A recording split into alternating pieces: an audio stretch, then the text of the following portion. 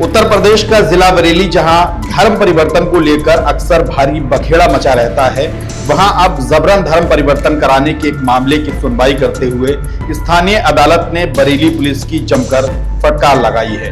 Court ने बेहद तल्ख टिप्पणी करते हुए कहा कि यह मामला सभ्य समाज के लिए काफी चिंताजनक है।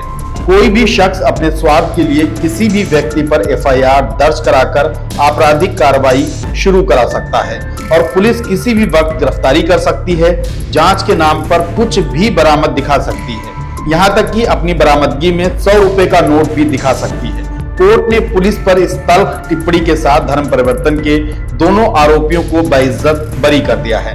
इसके अलावा शिकायतकर्ता और पुलिस के खिलाफ कार्रवाई के निर्देश दिए हैं। दरअसल खुद को गौरक्षक और तमाम संगठनों का पदाधिकारी बताने वाले सकतपुर केसरपुर गांव के हिमांशु पटेल ने बिथरी चैनपुर थाने में एक रिपोर्ट दर्ज कराई थी। तहरीर में कहा था कि 29 मई वर्ष 2022 को 7:30 बजे उसे सूचना मिली थी कि बिचपुरी गांव में गोरखपुर के हिमांशु गुप्ता 8 लोगों की टीम के साथ धर्म परिवर्तन करा रहे हैं। अभिषेक गुप्ता समेत धर्म परिवर्तन कराने वाले 8 लोगों के हाथों में बाइबिल थी। वे सभी ईसा मसीह की प्रार्थना करा रहे थे।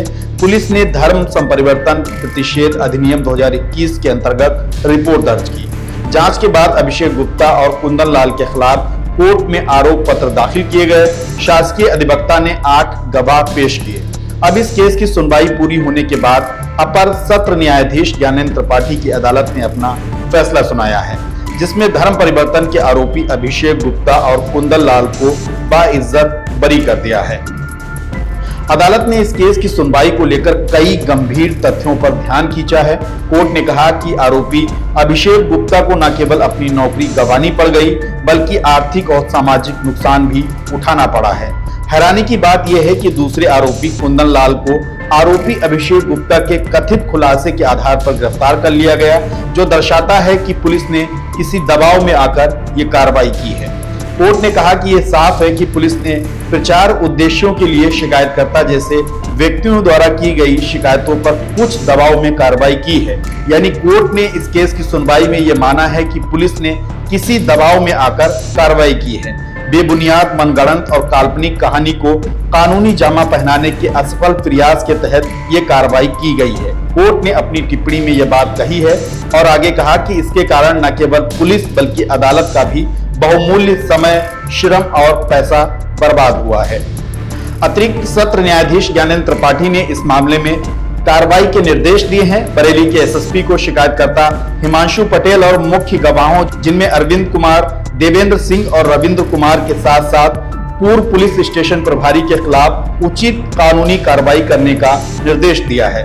जांच अधिकारी और क्षेत्राधिकारी जिन्होंने आरोप पत्र को मंजूरी दी थी, न्यायालय ने भविष्य में ऐसी स्पष्ट रूप से धोखाधड़ी वाली कार्रवाई को रोकने और कानून का पालन करने वाले नागरिकों की सुरक्षा सुनिश्चित करने के लिए ऐसी कार्रवाई का निर्देश दिया है।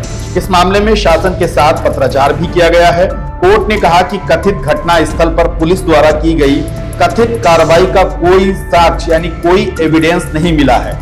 मौके से किसी ऐसे व्यक्ति को गिरफ्तार नहीं किया गया है जो धर्म परिवर्तन के लिए उकसा रहा हो या इस संबंध में प्रयास भी कर रहा हो। इसके अलावा जांच के दौरान विवेचक द्वारा किसी भी ऐसे व्यक्ति की जांच नहीं की गई जिसे धर्म परिवर्तन के लिए प्रेरित किया गया हो या उस संबंध में कोई प्रयास किया गया हो।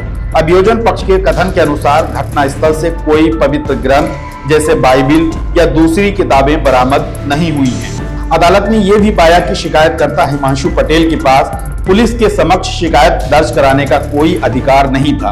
अदालत ने कहा कि यह तत्कालीन पुलिस स्टेशन प्रमुख की जिम्मेदारी थी कि वे एफआईआर दर्ज करने से पहले ये जांच परख लेते कि शिकायतकर्ता शिकायत दर्ज कराने के लिए कानूनी रूप से अधिकृत है भी या नहीं।